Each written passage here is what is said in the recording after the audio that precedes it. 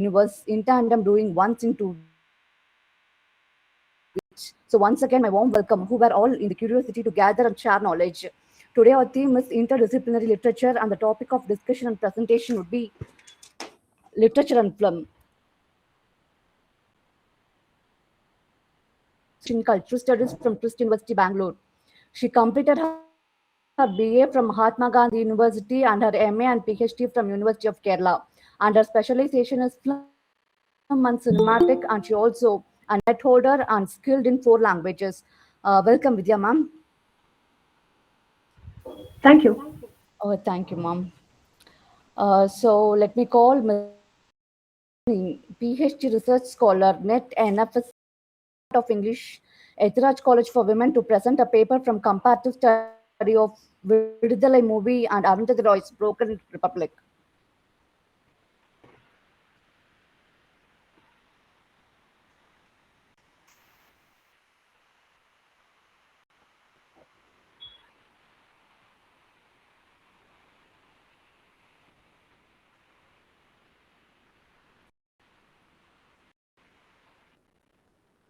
Good evening, ma'am. Sorry, there was this technical glitch that I couldn't immediately respond. Uh, Welcome, Ranjini. Welcome all, ma'am. Continue to present the paper, Yeah, please. sure.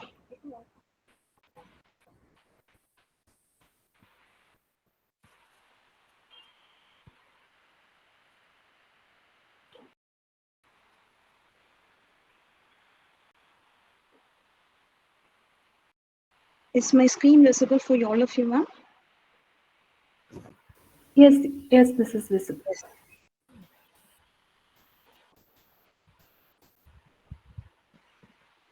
Good evening to one and all present here.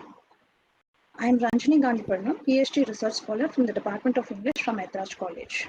The title of my paper today that I would like to present is A Comparative Study of Vidudhalai movie and Arundhati Roy's Broken Republic. Miss Ranjini, maybe you can make it into the slideshow mode. Ma'am, it is in slideshow for me, but is it not in slideshow for the rest of the audience? No, we can still see the that On the other slides slide. as well. Yeah. Visible Yeah. now? Yeah. Yes. So I've chosen Vidudhalai movie, which was screened in 2023, directed by Vetri Maran, and also a book written by Arundhati Roy in 2011 called The Broken Republic. The book is not a fiction, but 3 essays in terms or a critical analysis of India in discrimination about the minority communities, as well as the economical developments that it tries to portray itself through a very industrialized lens. But in terms of survival of the minority communities, it talks about a large volumes of how this discrimination goes into sociometry of discrimination and a lot of violence into it. As I would like to project the visuals of both the chosen works of a director as well as a writer, I would like you all of you to look at the images. For example, I've chosen the image, this particular image specifically by the director because it talks about a man who becomes a police officer and becomes a lifestyle where he takes up a lifestyle where he has to take up arms as a point of survival over a job, but a man who's taking up arms as a point of frustration and also the inability to stand against the violence inflicted on him. This movie will talk about the extremist groups and wars of the people against the government, and this particular book will talk about the extremist wars or the guerrilla wars taken up by the tribal communities of India against government. Both the wars are happening after continuous, both the wars that is spoken in different terms of representation over a book as well as over a movie, and this representation talks about lots of people's cries over normal livelihood. In both the representations, we could able to see that these representations are possibly on many levels and layers of oppression. For example, the movie Vidudhalai will talk about the visual. All through the movie, we are having a lot of very strong visual images. From the beginning of the movie till the end of the movie, we look into a life space, how the life space is occupied by both the people of that particular corresponding ecosystem, as well as the people who are encroaching that particular life space and an ecosystem. And this movie will talk about a lot of surface structure apprehensions, incertitude, and wars and violation and rape over the people in that particular ecosystem who lives among a life space, who try to survive a life space and a life. But what we are in this particular movie, we are understanding the distinction between a person from an eco-localistic ecosystem and a person who is living in a life space. So we are looking at two different lifestyles, and the director is giving us a distinction of absolute oppression that goes around over a power struggle between a common man or a person or an individual who belongs to a minority community, being powerless with against the encroaching, powerful law that tries to not keep up with the equanimous neutrality over any kind of violation. And then the next, that coming forward with the book written by Arundhati Roy in 2011, she talks about the post-independence handling of all the tribal minorities in India, particularly by our own government. How it had a lot of loopholes in understanding a minority community, and also a lot of power struggle loopholes that takes upon a lot of individual aspects as a community, as a culture, and as well as a basic fundamental rights of a human being in a particular country. For example, the book resonates a lot of verbal as well as silenced thought that comes through everybody's life. And this book's also, other than the director, more than a director, a writer goes into the deep structure of these struggles of these minority communities, basically. And the minority communities invalidated. They are being invalidated. So highly the Adivasi communities are been involved in guerrilla wars, which will not be justified at any point. But then Arundhati Roy brings in a different dimension of why they were pushed into being involved in a guerrilla war and why it's still ongoing. For example, this book was published in 2011. But still date, we have a lot of guerrilla wars ongoing, but will not be surfaced through any kind of newspaper articles or essays or anything, unless it points the fingers back at them over violence.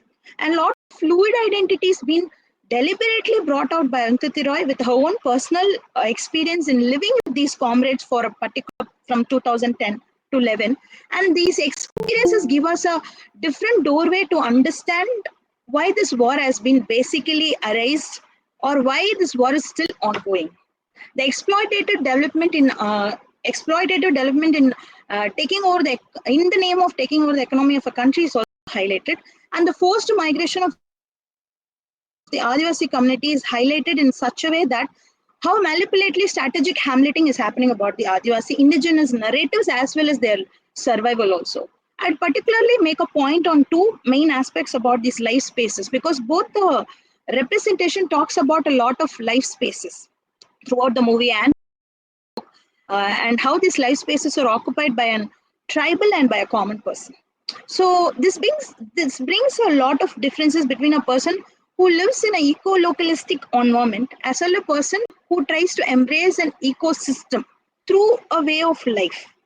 And the particular point and stress on rape culture is that the point of rape has been highly normalized, as if there is discrimination, there's definitely rape over a gender,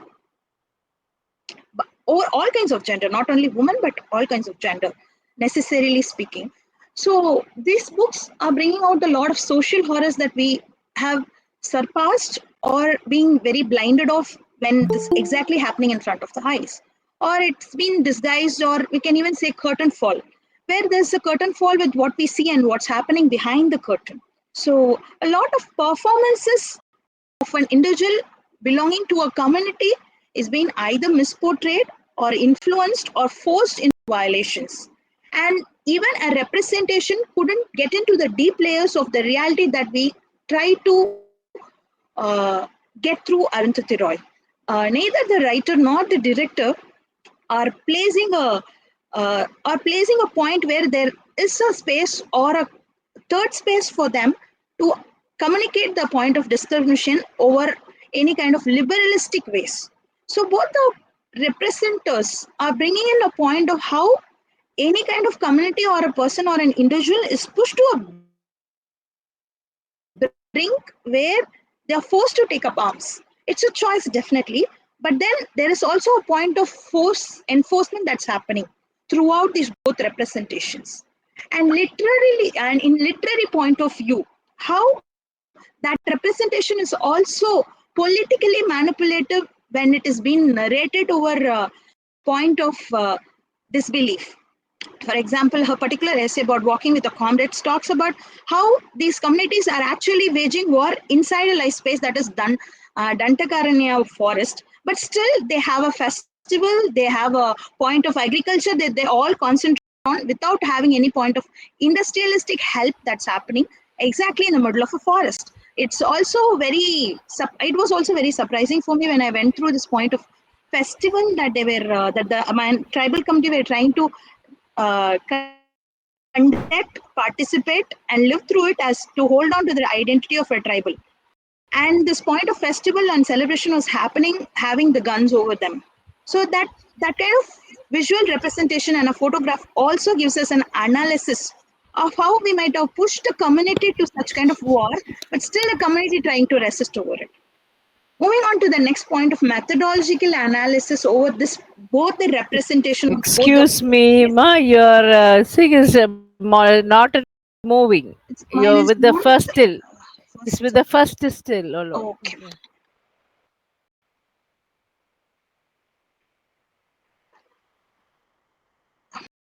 Is my current slide moving, Ma? This difference between the movie and the book? Is it visible, Ma? It is visible, but it is still not in full screen for me. But it is full screen for me. I don't know. You have to duplicate the screen or something, but it's fine. Like we can read it from the slide. I'm sorry for the technical glitch. I'll move along with the shortest slide. I'm sorry I couldn't make it as a full space thing, but I'll just move along because I don't want to waste the time. Sorry. Is that fine for you, ma'am? Yeah, it is. Please go on. Moving on to the next slide of methodology and analysis of how I look at these two representation is all about the power struggle that's happening between the superstructure and the basic structure. So the struggle actually is, as the power struggle, talk about a lot of violations, violence, and also a lot of aspects of how a community is being judged, or how an individual without power is being pushed to the brink of violence. But it will also talk about how this superstructure handles the issue. That's what I think we all should also concentrate about, because the superstructure has a lot of horrors related to it, and which basically is interlinked with the society and lifestyle that we all live in. Then it eventually becomes an ecosystem, where an ecosystem basically cannot expand to growth only on basis of economy. Because as in the previous slide, I mentioned the quote that economy cannot make sure that a country or a society or ecosystem can define a growth, can definitely define a growth, but rather it will define a lot of socio-horrors that might keep evolving. We can contemporarily relate to all the issues that is related to both the tribe, but also all the minority groups in consideration. And moving on to the point of exploitation of life spaces, there are a lot of life spaces that has a lot of imitations. For example, we have reserve forests, we do have sanctuaries, but then the reality of those reserve forests and sanctuaries has been highly different from what we might experience in reality, but rather than a representation. Because the conservation story by Shaker, written, that's a book that was published in 2022. And also the book that is named as Pangolin and Patriarchy will talk about how the sanctuary, the reserve forest, any kind of imitation of a life space is still not, still becomes a symbol not of preservation or sustainability, rather than exploitation of the particular life space that we are trying to imitate. So what I would like to bring in, or I would like to express as a point of discussion, is about how we treat a life space and the people who are living in it eventually. Thus, I would like to conclude my presentation saying that education and understanding culture and communities is very necessary than economy or growth. And Adivasi performance and livelihood and survival in an ecosystemic society to be respected than hamleted in point of ore collection. For example, in we have in this particular Dantakaranya forest where it has been continuously been drilled of ores and been transported to China because of the lot of inputs, economic inputs that comes to the government. But eventually the consequences and repercussions are faced by the tribals who are migrated to different concentration camps where they are highly violated in all kinds of ways throughout life in terms of labor, identity, gender, body. So there is a lot of performances that we try to restrain and restrict throughout the point of growth, in consideration or in judgmental view of growth. Sensitization of the issue in regard to wars is also been penalized by both the media as well as the government.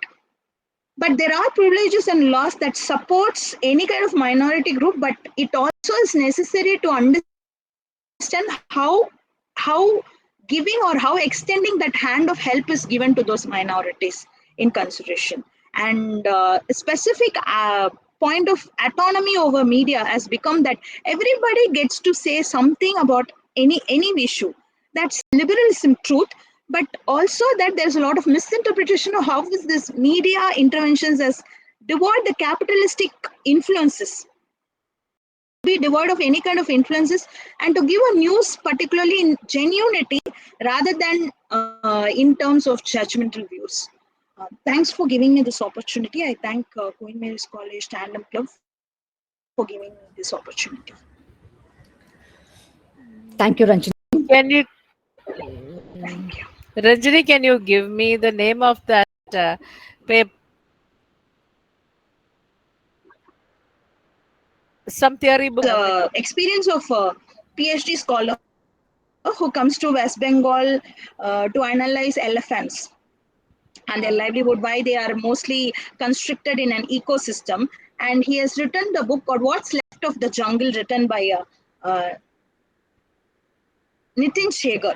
So that's a book, and Petriac and Pangolin. These are all the recent contemporary books that talks about the transition of about the exploitation of these life spaces, because these life spaces imitations eventually becomes the exploitative points. For thus, I mentioned those books, and we also have Shibabuddin Poitam Kadu will talk about how we have pushed all these minorities into a third space where I neither can go back, because the past they have come across, they have been pushed, they have been migrated, they were hamleted, strategically hamleted into different kinds of labor, and also point of survival and way of life, which they are not used to. Now they can't go back being a tribal. Neither can they go into a point of civilization, because Arundhati Roy very strongly criticized about how we are enhancing the point of civilization into people's mind. So what are we teaching in point of education? What are we telling them as a point of growth?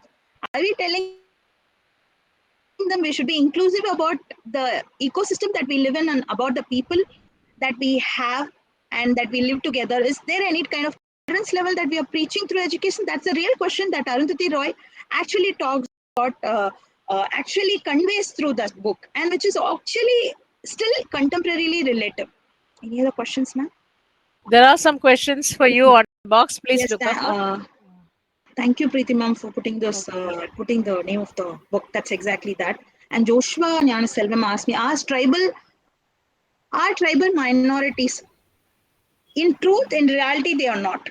If you ask me, in my opinion, they are not. But they are in census, in point of government administration, they're called minorities. But if you ask me, they are not, because the government only takes up a group or a community over a category, which is not right, because a lot of Adivasi communities are not still addressed as category into a scheduled caste. I will say this point of scheduled caste is still debatable, because it's still an imperialistic view to look at a community, if you ask me. Because there is Tutin Sinha, who has published this particular book called The Tribal Warriors of Bharat.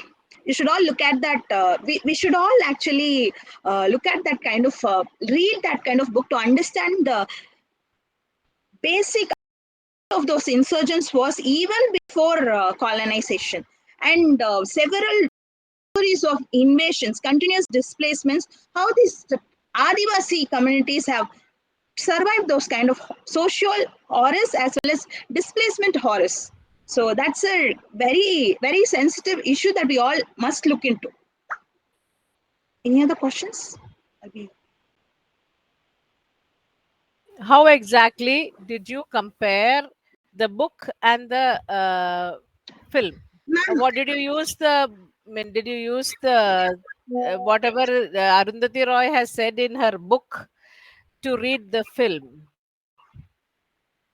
No, ma'am. Oh, Actually, this is a book that I've come across long years ago.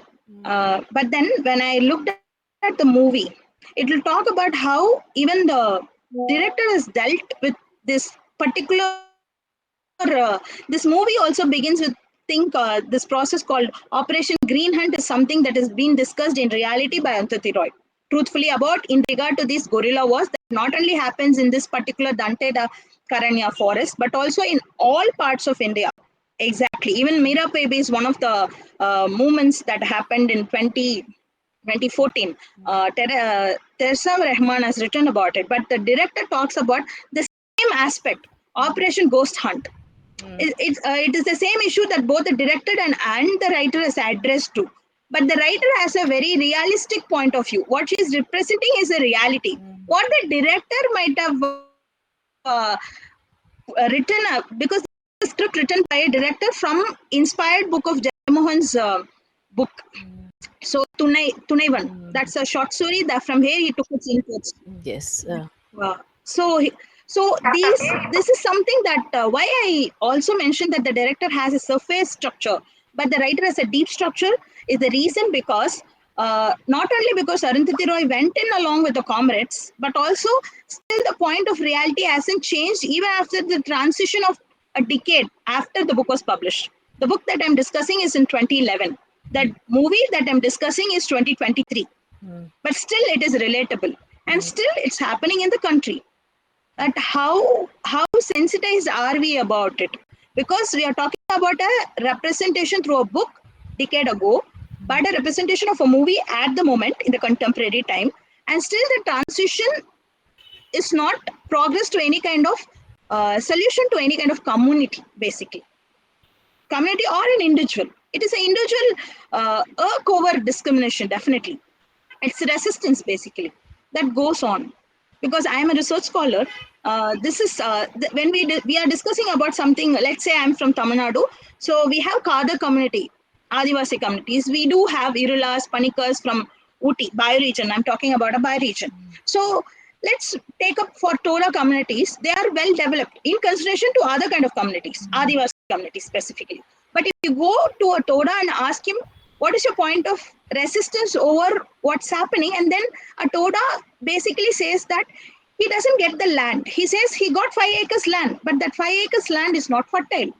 Basically, the government has taken over, encroached the forest and put boundaries. So the resistance is about the boundaries, basically. How those boundaries rule over a community and a way of life is all about the portrayals and the representation as far as in my perspective and research point of view. Thank you, Ranjini, for that very good answer that you've given me.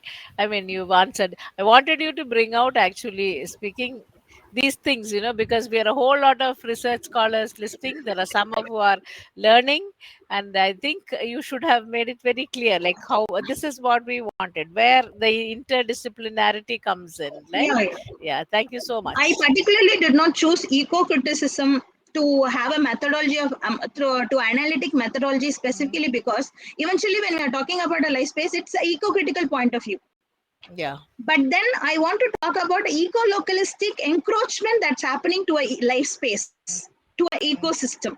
So that's why I specifically spoke about a power struggle over a border to a life space. So this has been going on since colonial times, and we are still even finding before answers. colonial times, Okay. even before all the invasions that happened, even before Proto-Dravidian times. But then the way they survived and the way of survival has changed. Now the way of survival moved on from war to rape culture, basically. And it is coming, Okay. it is going across gender also. So that's why I like to put my flag and say that's where we are all going wrong. Maybe we should look at it in a different way, because we have Mashata Devi, Arundhati Roy, Poitam Kadavu, and then we have Indu Menon. We are all talking about a community and minority, and talking about them as in case of a minority, which is again a portrayed curtain, as I would Yes, call it, because yes. their performances are very outlived. Their performances are not completely spoken with the multi-dimensional area now. Rather, we are scrutinizing the space that they have. So Okay, thank thank you, you. Srilata ma'am. Your questions Thank you. really made me Can, happy. Thank Thank you. you. can I come in? Yeah. Yes. Just a minute, just a minute, just a minute, Vidya. Okay.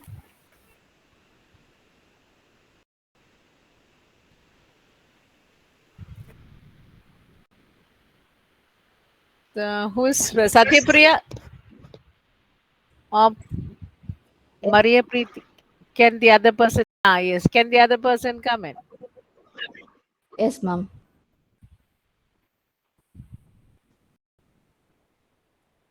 So thank you, Ranjini. Thank you, ma'am, for your wonderful opportunity. All right. Before the keynote speaker, let me call Ms. Kavya Bharathi, Assistant Professor of MJ Janaki College of Arts and Science, to present a paper. So if Vidya ma'am want to come Just in, Satyapriya. I think she's Miss. I think Miss Maria Preeti wants to say something, but just you're not audible. You are not I audible. I'm audible. No, I think Dr. Vidya Preeti Maria ma'am wants is to not Maria Preeti is ask a not. few audible. questions to Rajini, if Ah, that's permissible. It's okay, sir. I will ask maybe later when I don't have any questions as such. I just need to suggest a few things, but I will do that later one after the next presentation. Yeah, that's fine. no, I think Mr. Joshua is addressing Ranjini.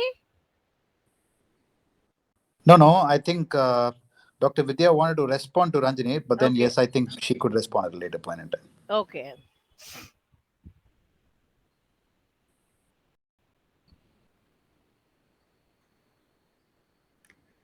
Please, Vidya, do.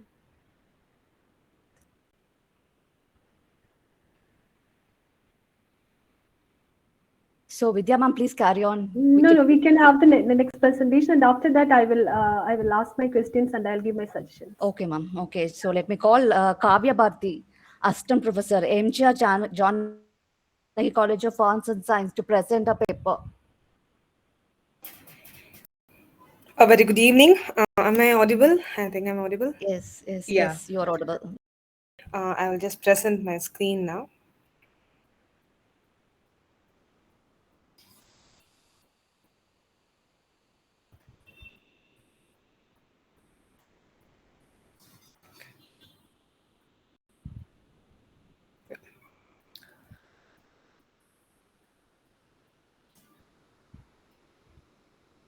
A very good evening to one and all. So my topic for today is screenplay versus narration and in different form of narrative structures in selected works. So my selected works are Atonement, A Song of Ice and Fire, Vekai, and Emma. So first, before going into the selected works, I would like to have a brief definition of narration. Narration is the use of written or spoken commentary to convey a story to an audience.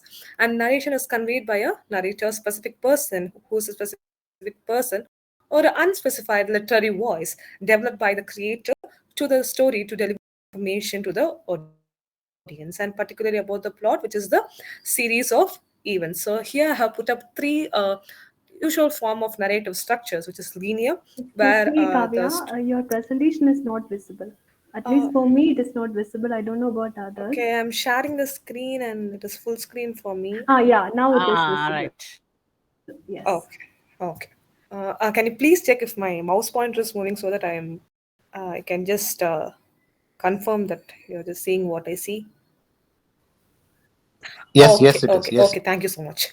Okay, so I was saying about different form of narrative structure. So we have first the linear structure, which is like for the events of the series of events in the particular work will be in coordination with time. Okay, time in the series of time will be the series of events happening, and the next structure is non-linear. Non-linear is we have jumps in time and space, like time and places where the story is happening, and collectively at the end we see all the dots are connected and we just get a whole story.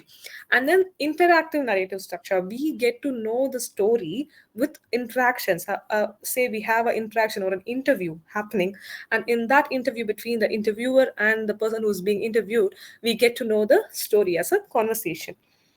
And we will go on to screenplay. I just have to have it a little definition on that. Screenplay is a written work of a film, television show, or other moving media that expresses the movement, actions, and dialogue of characters. So, screenplay or scripts, which is also called as scripts, are the blueprints of a movie. So, a screenplay is written in specific format to distinguish between characters, action lines, and dialogues. So, here I just want to have a little example. I will put up a script of a movie, a very famous movie. I have deliberately scrolled down. Here we can read the script here. I will read it out. Two faint lights appear close together, growing brighter. They dissolve into two deep submersibles, free falling towards us like express elevators. One is ahead of the other and passes close enough to fill frame, looking like a spacecraft blazing with lights, bristling with insectile manipulators, tilting down to follow as it descends away into the limitless blackness below. Soon, there are fireflies, then stars, then gone. So I will just put up this whole script where it is used. So here it is.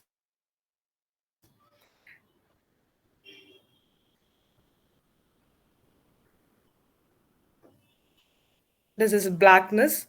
We see two lights coming towards us. With the lights, we see uh, two submersibles. We have two submersibles, and then it slowly goes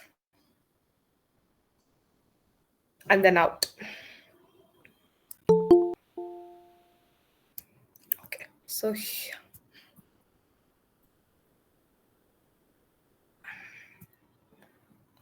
can someone confirm, was the video visible? Was the video Yeah, the playing? video was It, visible. it was. Yeah, so we saw such a small scene like in the very starting of the movie, but here in the paperwork, in the script, if we see, we have so many technical terms that's gone towards us, cut to, and above that there will be a line blackness. Okay, so blackness, blacking out, blacking off, and we are just going in. So these are everything that makes up the script, not just the dialogues, but everything that goes around is called a script. So here we have the first work, Atonement. This Atonement novel is a metafictional novel written in 2001, and it is written by Ian McEwan. So this novel goes to three time spaces, which is 1935 England and Second World War England and France, and then it covers to present day, in the sense it is 1997, where the central character is 77 years old. So we have three sections of time in which this novel moves. And when I say metafictional, this is a metafictional novel. Metafiction means there is a fiction inside fiction, and the reader is constantly given a reminder that we are reading a fiction. So here we read the novel. When we start reading, we see this novel as a written. I mean, we don't see the author. We don't see Ian McEwan that he is writing novel. Instead, we are said like the novel, the protagonist is writing. The protagonist of this particular novel is Bryony Tallis, and this particular character, who is a 13-year-old girl in 1935, we see the whole story in her perspective. Later, it is revealed that it is she that is writing. So this is also a form of narration. So this story is a very tragic one, and inside that we have an interesting plot too. So in this, we first meet Byrony Tallis. These three are the main characters. And falsely, Byrony Tallis accuses Robbie of a rape of Lola. Lola is their relative, and she mistakenly she just thinks that Robbie is a bad guy, and she blames him, and he is taken into police punishment and judicial punishment, and he is only given release in he is only obliged of the punishment only to serve in the Second World War. That's why that's where we go to the second part of the novel, where we go to Second World War period in England and France, and in that war, Robbie dies, and Cecilia Talus also dies in a subway explosion during the same time. And then we come to the third part, or the last one, where we meet Byrony Talus, who was a 13-year-old little girl in 1935, and now she is a 77-year-old author. And there she says, this is the real story. There she says, I gave a happy ending to them, but the real story is they didn't have a happy ending. They didn't got that atonement. So here, this particular novel was widely regarded as one of the best work of McEvans, and it was shortlisted for the 2001 Booker Prize also. And in 2010, Time magazine named Atonement in its list of the 100 greatest English novels since 1923. And in 2007, the book was adapted into a BAFTA and Academy Award winning film of the same title. In this movie, also, you can see how the story is played, and in the screenplay, we can see three Byrony, because we have three timestamps, and in this three timestamps, we need the same character, and that's where the challenge to screenplay comes in. So we need a screenplay, that casting, that setting of 1935 and setting of Second World War, and then to 1997. So these are the challenges in the screenplay. But if we see in that movie, we see seemingly it is like seamlessly it goes together, just like how it was in the book. In the book, we have an image of Byrony, a short girl with blonde bob cut and blue eyes, and this characteristics of her is carried through the three period of time that is given in this novel. Next, we have A Song of Ice and Fire. So this is an epic fantasy series, and this is written by George R.R. Martin, and he is an American novelist and screenwriter. So this depicts a violent world, largely without magic and dominated by political realism, and this is and there is some hint of supernatural elements, or like a sprinkle of supernatural elements here also in this series, epic series novels. And George R.R. Martin is a very perfect person for this topic, I would say, because he is a novelist and he is a screenwriter. And he is a tricky person. What he did with A Song of Ice and Fire, while he writing the script for he was a co-writer in the script. While he writing the script, he altered so many things. He altered so many things that it could work well on screen rather than in books. So we see the novel is a set of this novels are set in a fictional continents of Westeros and Essos, which is can be easily said as Europe and the US. Okay, this is the if we fictional if to real life, if we have to compare these two continents, Westeros is Europe and Essos is the US. And the story unfolds through a rotating set of subjective points of view, and the success of survival of any of never assured. And each chapter is told from a limited third person perspective, drawn from the point of view of the 31 and the 5th. So these are the three important aspects of this novel. So there is a dynastic war among several families who fight for the control of Westeros, and the growing threat posed by powerfully supernatural others from the northernmost region of Westeros. When I said about a supernatural element, so that supernatural others is also there is a threat from the north. north. And there is an ambition of a daughter who was exiled, and she is the daughter of a Westerosi king, and she is also fighting for the throne. So these three are the major plots, and these three plots in the series of novels, if you see, we see each chapter is named after a character, and the characters are repetitive throughout the series. And when we read it, we get to know the story of each character alone. Like if we read each chapter, the name of the chapter would be the name of the character that is focused. And if we take away the parts, like if we dissect the whole series of novels into parts, like there is a character called Bran here, which is the first chapter. He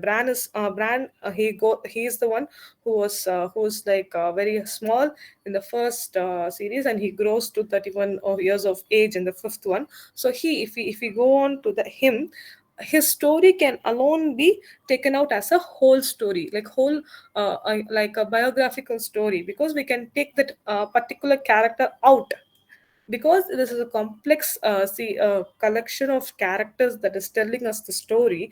And this is the narrative style that George R. R. Martin has adopted in this particular series of novels.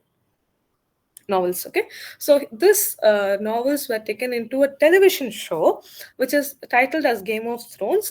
This title comes from the name of the first book that was adapted as Game of Thrones in the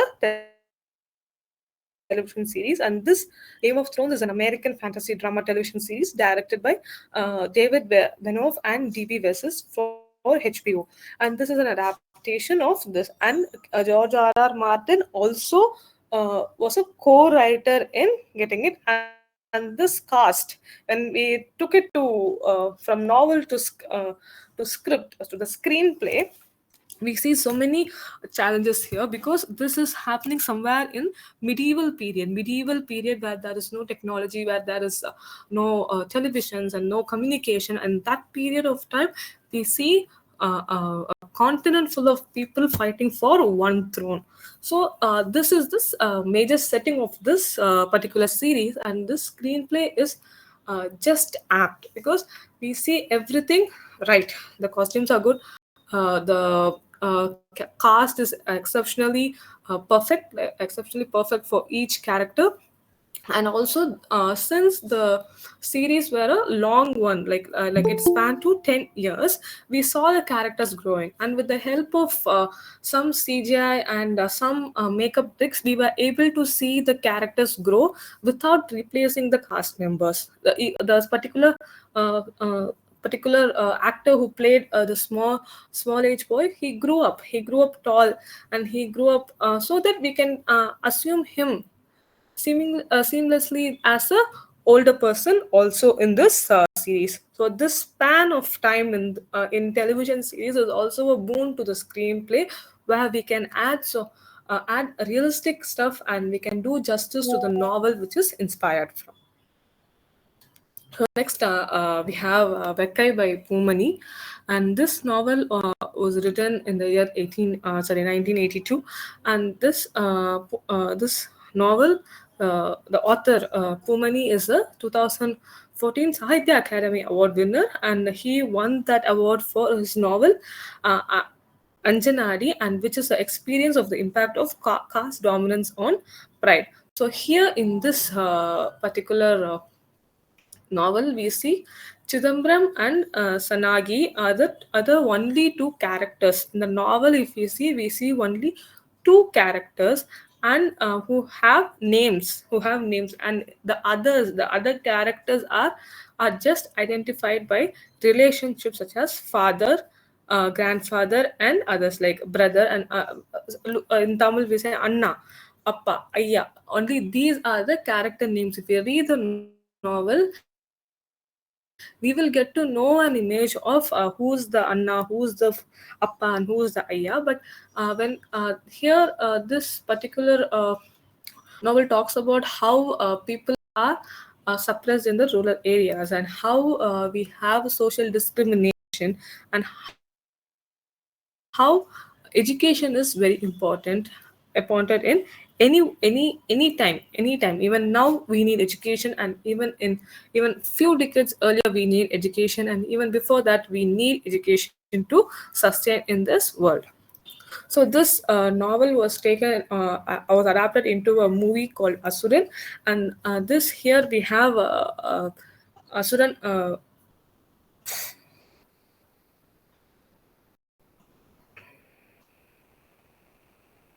Hello, am I audible? Yes, you are. Yeah, yeah, okay.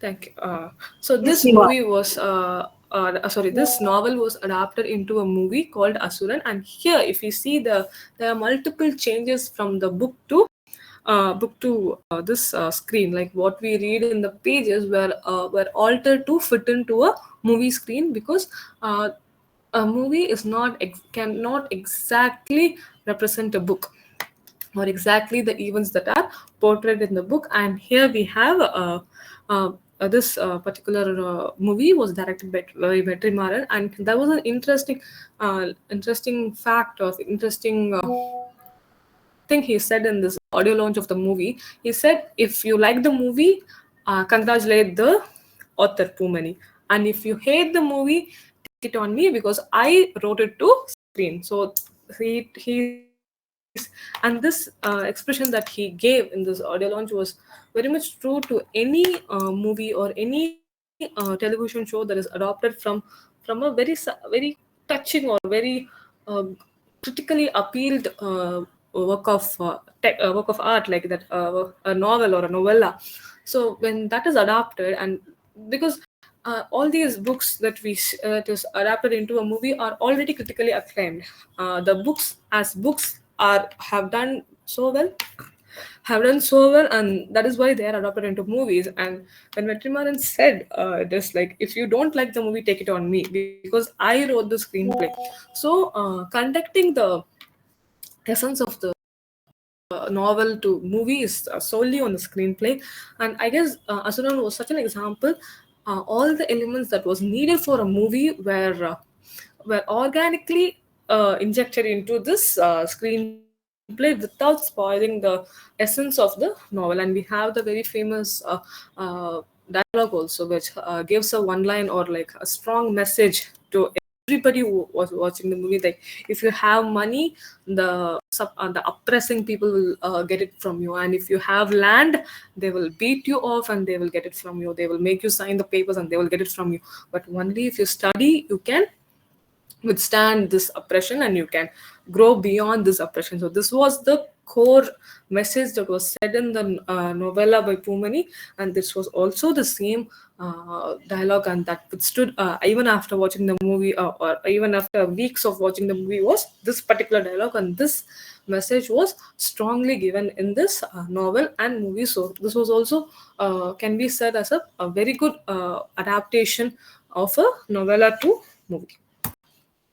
And here we have Emma. So Emma is a very classic English literature written by Jane Austen, and we all know about Jane Austen. And Emma is a very popular work of her, and we know how Jane Austen portrays women and their English culture, and the overall lifestyle of women in England, that Regency England, if you say. And Emma is a comedy of manners, and this novel is happening in a fictional country village of Highbury and the surrounding estates of Hatfield, Rendals, and Downwell Abbey, and it involves the relationship among people from a small number of families. And this novel was first published in December 1815, and with this title, is listing a publication date to 1816.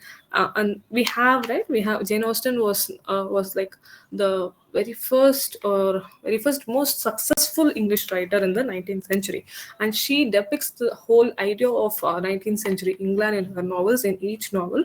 So Emma is well done. Emma as a book is well done, and it is popular, and it is a success. And even after centuries, or even after many centuries hereafter, whoever is reading literature will go back to Emma.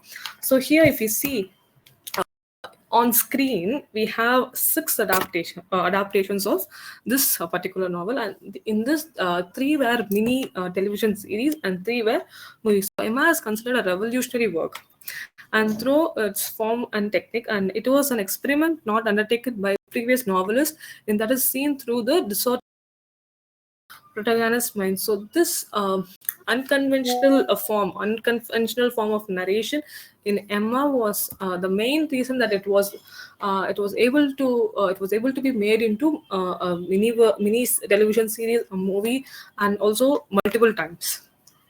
And it wasn't until the early 20th century that the technique was given a name, free indirect style. And by using the third person narrative injected within the thoughts and expression of fictional characters, Jane casts aside the techniques used by earlier novelists, and she is the first to successfully combine the internal and external narrative. So this part of delight of Emma, and it may be one of the reasons why it continues to see new adaptations, because the style in itself, the narrative style in itself, is free indirect style.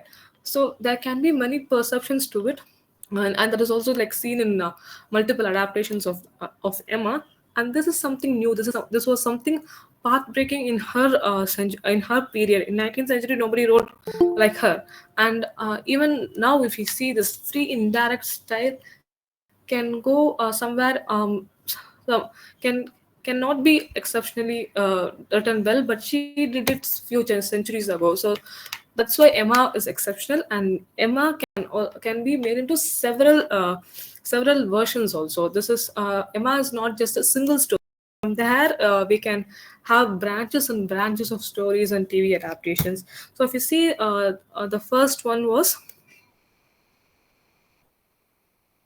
adapted in 1948. Even in the black and white times, we saw Emma as a so in BBC we saw a mini series, and this did not do much justice to the setting, because when we say 1948, which was like just like the last century, the mid 20th century, and if we go there, there were technical advancement in the movie production industry or film production industry was much lower than what we have now. We are obviously going back in time, but to be convincing we need certain techniques, and that lacked in the 1948 adaptation. But if you see the dialogues and when we see this particular adaptation, we can see how a adaptation in 1948 would be. And there are elements that are given into this 1948 adaptation of how even the movie can also be seen as how in 1948 something is taken. Some relatable things like the war situations like are not directly explained, but the confusion among the characters, which was like post-war period, we had this confusion in minds, that signs and confusion.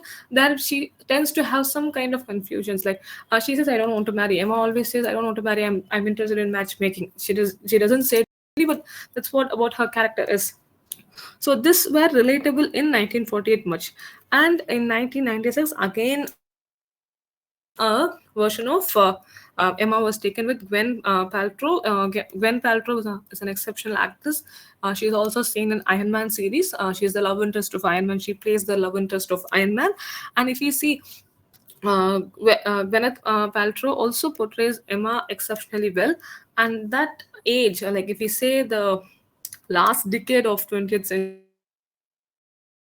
women were exceptional. Women were reaching heights they never thought they would do. Okay, they went to space. We saw many technical advances. People went to space.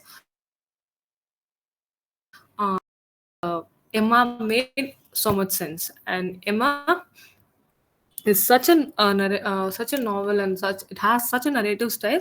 Like in each particular point of time, it is relatable.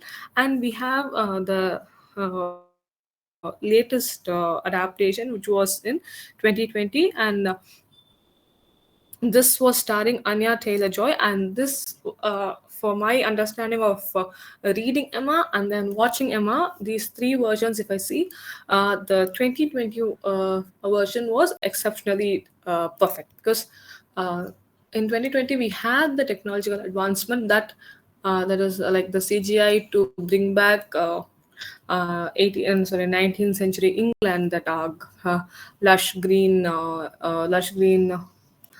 fields, and between that we have a huge mansion, and that's where the central character lives, and from there she takes on walks, and the trees, the fruits that she sees, everything that is mentioned in the novel was exactly portrayed in this 2020 movie. And I think this was this was a perfect adaptation of Emma. And we also have another movie which is called Clueless, and this was a modern adaptation. It is not exactly set in the 19th century, the early 19th century, but we see this Clueless was an inspiration from Emma. Just as I said, Emma is not just a particular story. It's not just one narration, and with that we can have only one story coming up on the screen. It's not like that. When we adapt to the screenplay, there can be many versions, and this particular movie, Clueless, is a very modern adaptation, and it happens in high school. And if we compare the age of Emma and the other characters, and if we compare the age of the main characters in the movie Clueless, it will be close.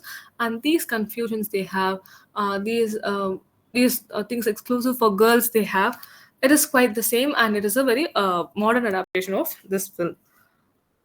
This novel. So here I have other best text to screen adaptation. For number one, I have to talk about Harry Potter, because Harry Potter is regarded as the most accurate adaptation of a novel to movie. And we see this screenplay is not an easy one.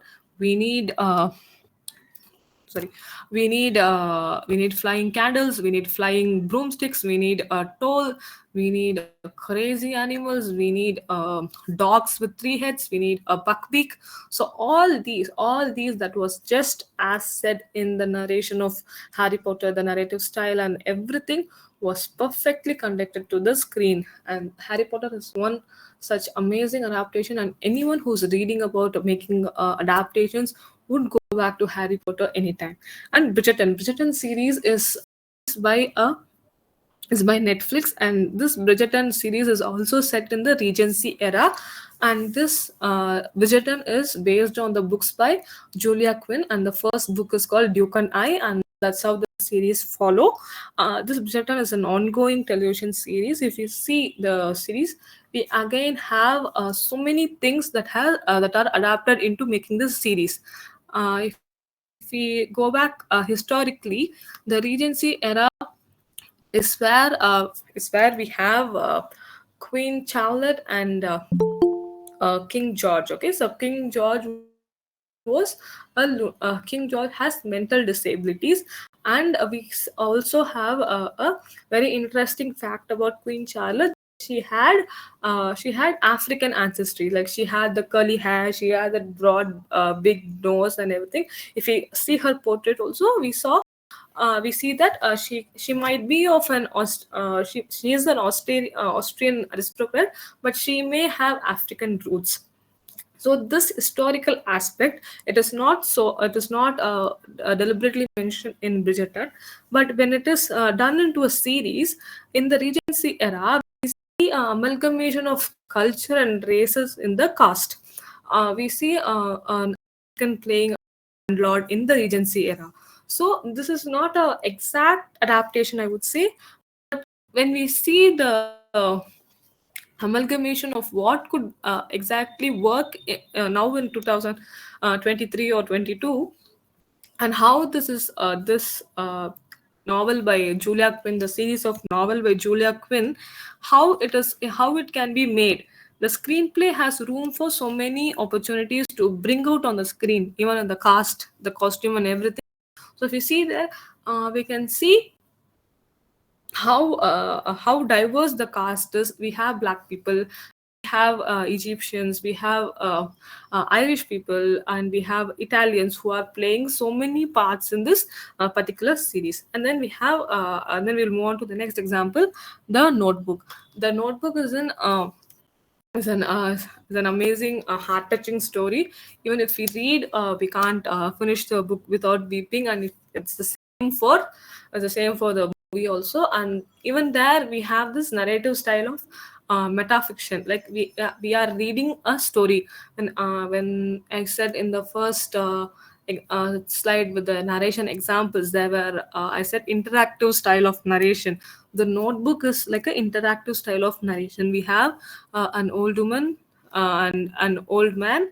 We don't know the relationship between them at the starting of the novel, and then with the conversation with the notebook they are reading, we at the end we come to know that they are a husband and wife, and the wife is suffering from Alzheimer, and the husband is suffering from cancer, and their amazing love story that brings them together. And finally we also get hope that the wife identifies the husband. So this is an amazing simple story. Like this adaptation on screen should be totally given to the music and the actors and how it is directed, because there was nothing much to do in terms of the setting. Like, okay, the setting was in US and everything, but that essence of what we got in the book were emotions, only emotions and feelings, and that were exactly portrayed by the characters and the direction. That was amazing about The Notebook. And then we have Pride and Prejudice in which the 2005 version actually. So Pride and Prejudice, here we also have Keira Knightley, who plays the protagonist, and this is an also a line to line adaptation. The dialogue what we read in the book, like everybody here, most of us would have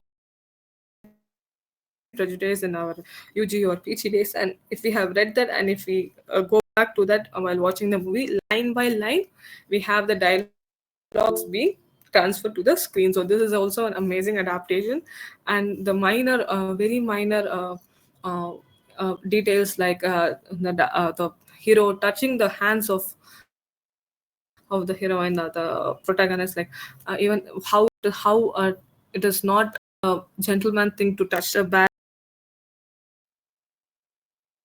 hands of 19th century, and how it is done. And but even then Darcy doesn't step down from how what a gentleman he is. So these are the aspects that are amazingly conveyed by the characters and the actors who played the characters also. And then we have the fifth example I would like to put out is the Narnia movie series, which was from 2005 to 2010. So Narnia movie series is again a different world. Just like Harry Potter, we go to Hogwarts. Here we go to Narnia completely through a wardrobe, and if we read the series, and we can believe that we can go to Narnia through a wardrobe. And any kid who watches the movie, who doesn't know to read, also who has watched the movie, believes that if we just open a wardrobe and we can go to Narnia. So just the same emotion that we got from reading the novel was the same when we got by watching the movie also, because again it was exceptionally well made, and that's the reason we were able to relate so much to the book. And it was, I would say, this particular thing, because I read it before and then I watched the movie, able to recollect like exactly how I felt while reading the book was exactly the same feeling I got while watching the movie also. So this is the part of screenplay that worked exceptionally well. Uh, though we say every book, every novel, what we read, we will imagine, we will have our own hero, our heroine, or our own child character that is the central one in every novel. Somewhere that can be limited, and that limitations, if it is exactly conveyed in the screen, then we are okay. We can consider that as to be a perfect adaptation. Narnia was one such thing. Aslan, the character Aslan, if you talk, it's a lion, it's a majestic lion, and a lion cannot go anywhere out of our imagination, like with 5 legs or 6 legs. It can be only having 4 legs, and that majestic huge phase and that roar.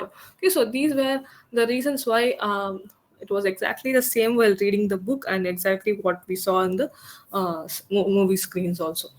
So I think these my selected works were to sum up my whole presentation. My selected works were Atonement, The Song of Ice and Fire, and Vekai and Emma. And then here I wanted to mention these five works where we saw exactly the same amount of emotions and feelings what we got while reading the work is exactly conveyed in the movie also. And that is where I also break the verses in my title of the paper, like screenplay versus narration. If we are going to adapt a movie, adapt a book into movie, it will always be screenplay and narration, or screenplay just in accordance with the narration of the novel. Thank you.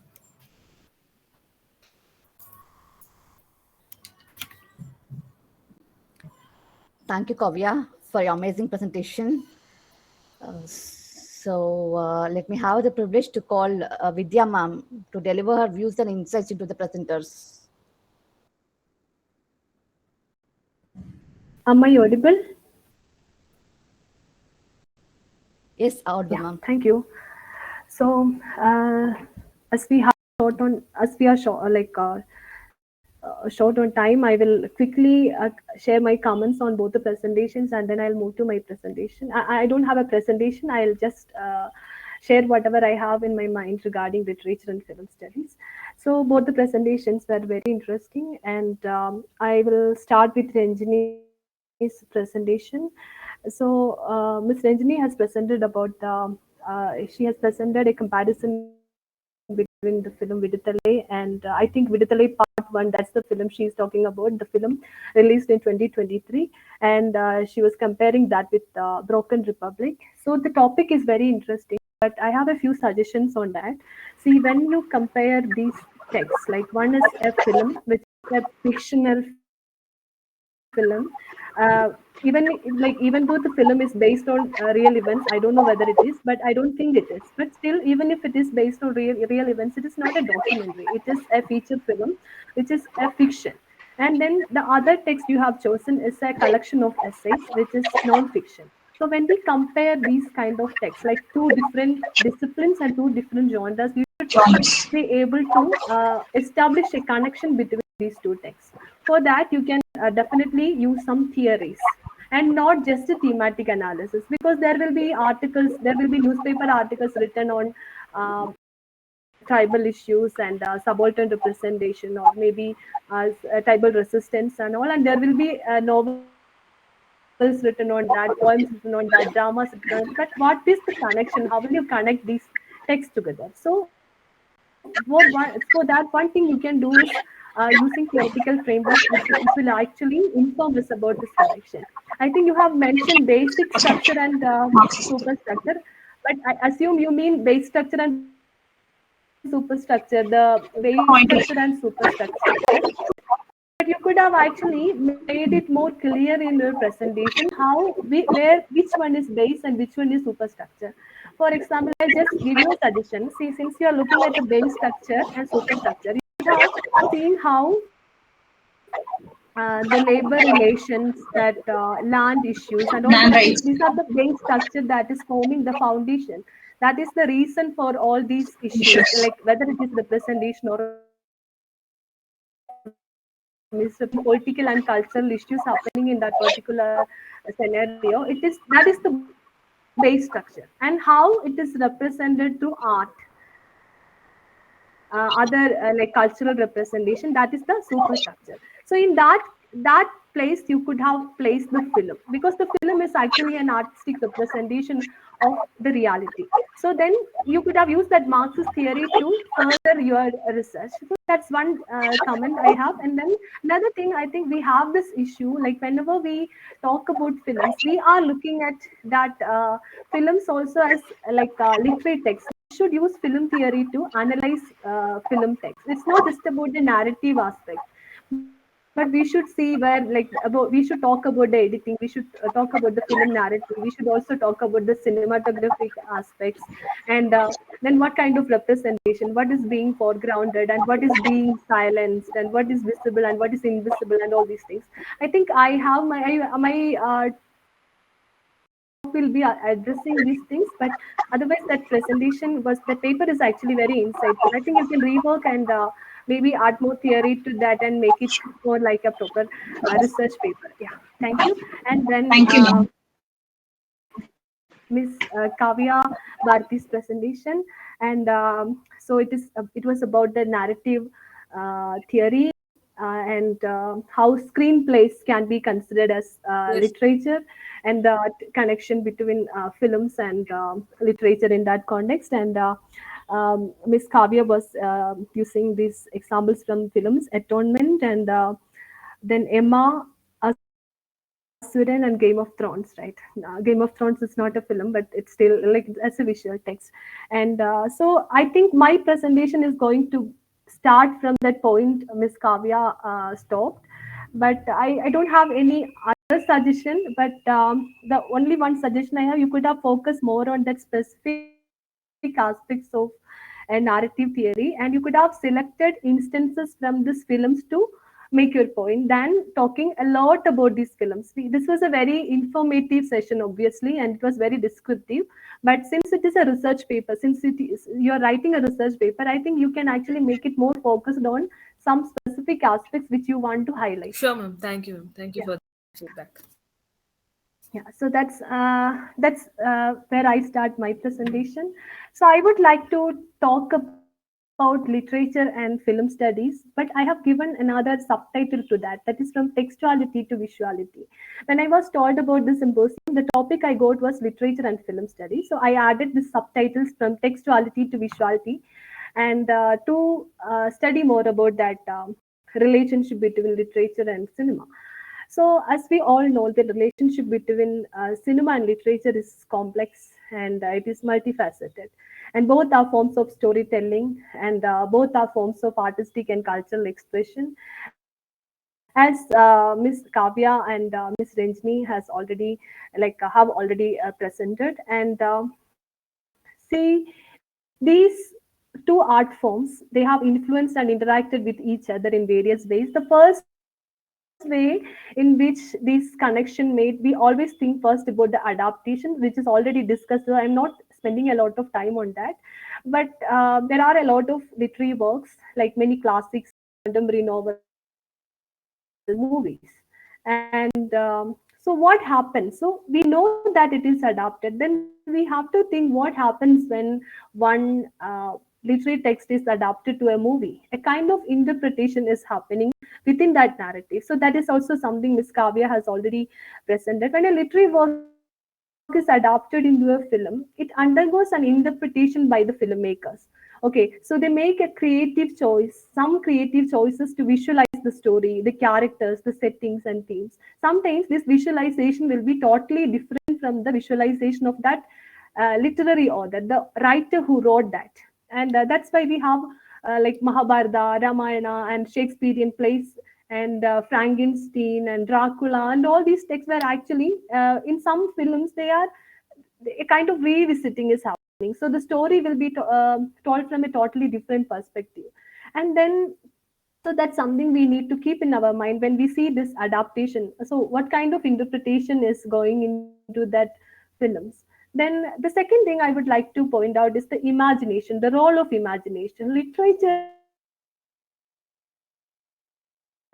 allows readers we visualize. When we read a book, we visualize the world, the characters, where they are, where they are going, and all those things in our mind. So we are creating mental images. But in cinema, the director is the one who is actually curating these visions for us.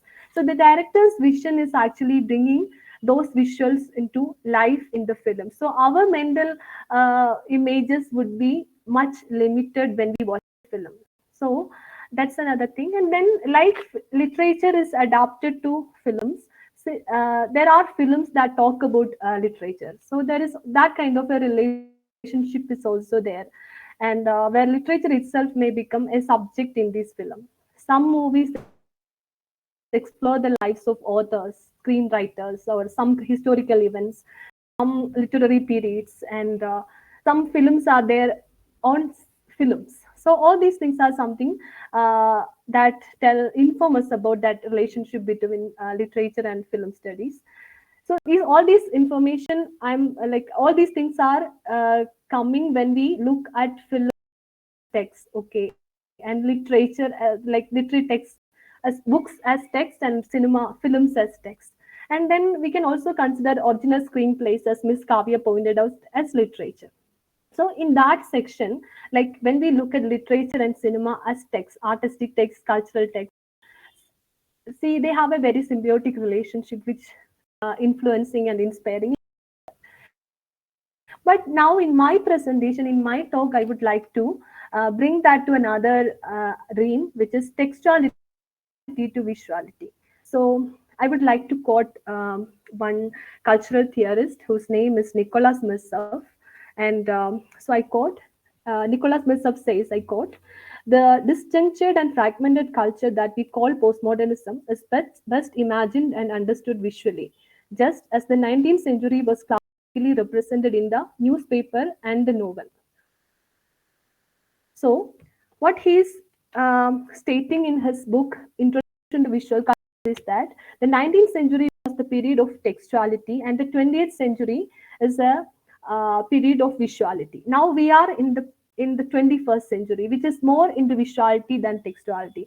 So I'm arguing that, quoting Versoff, there is a shift from textuality to visuality. And what happens to literature and films during this shift? What happens to films which was there during that textuality period, that is the film adaptation and other things? And now when we move more to visuality, how it is happening. So what is this visuality? Maybe I will start with that. So our life takes place online or on screen, and we are all living under constant video surveillance from cameras in buses, in shopping malls, and in traffic islands, and in lifts, and in ATM machines. And everywhere we are aware that we are living under the surveillance of cameras. And now we are using a webcam to communicate to each other. I'm looking at the camera I have in front of me, and you are looking at the camera in front of you. You are seeing me through a technology. You are seeing a visual of me, not me. And so we are using all these visual devices to perceive the world and to communicate to the world. And all these devices, ranging from traditional cameras to webcams, we have a lot of visual apparatuses around us. So the human experience is now more visual and visualized than ever before. Also, we like when we travel from one place to another, we are using Google Map to get to know the route, right? And we are used, so Google Maps are made from satellite images. And when if we have some medical issues, we will go to a hospital and they will ask us to take some medical images, maybe X-rays or scans. So these are then we are seeing the images of interior of the human body, which is not actually we can see through our eyes. So what all these things are actually making us a part of a civilization which is far into visuality. And you can actually think about all of us during pre and post pandemic period. So what was our life pre pandemic period and what is it now? So how many like technological innovations happen to our life? So how many more gadgets are we using now? So our digital literacy has increased during this time.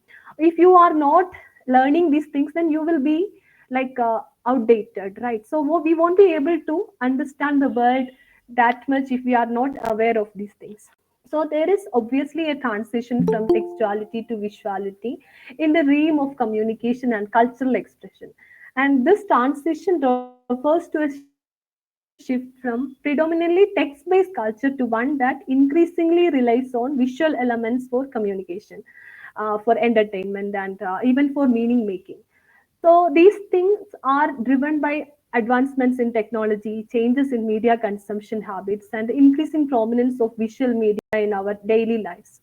So another reason would be the technological advancements. So the digital technologies and the internet, visual media, and all these things are actually made it easier for us to create visual text. Like you can even think about films again. So earlier it was very difficult, like a production company, a huge budget and studio system, a lot of things were required to make films. But now if you have an Apple iPhone and if you know the basic technology, then you can make a film, you can make a short film, you can even make a feature film, and you don't have to sell it to any distribution agencies. You can upload it in YouTube and get money out of it. So if you don't want to make a long film or a short film, you can make Instagram reels. So see, the social media platforms, video sharing sites, and image centric apps, all these things have actually facilitated the rapid spread of visual content. And this is the time we are living in. And then this changing media consumption habits are another thing. So our preferences and consumption habits have shifted towards visual content now. People are more likely to engage with and to share images, videos, and infographics compared to lengthy text. So another thing is attention economy. So now the attention span is very short. So this is an era of information overload. There are a lot of information around us. So visuals have become very effective in capturing and retaining audience attention. When we take class, we used to bring PPTs to class, or we used to take maybe some visual text to class, and because that can actually attract students' attention. So visual content can convey complex information quickly and very efficiently. Then another thing is the rise of visual storytelling. So when you visual storytelling has also gained popularity as a powerful tool for conveying emotions, messages, and narratives and all, and it is allowing for a more immersive connection or emotional connection with the audience. And then advertisements and advertisements are also increasingly rely on visuals and that create impactful campaigns, and these visual contents are actually leaving some kind of lasting impression on us as consumers. So that is why I'm saying this is a period that is shifting from textuality to visuality. And so this visual dominance of social media and technology and all these image sharing platforms, like how we have Instagram stories, Instagram and even you'll see like even the tweets, it's very short. So all these, we are using all these technologies for communicating with the world through visuals. But I'm not saying that this transition uh, uh, means that it is a complete like abandonment of textuality or anything. The textual image elements are continue to, like they will be there, that continue to coexist with this visual media, and often it complements each other. So many visual media platforms still incorporate text captions, descriptions, and all. So textuality remains, but it is a kind of coexistence with visuality. So it is in this context I would like to place film studies. What is the significance of film studies in this transition from textuality to visuality?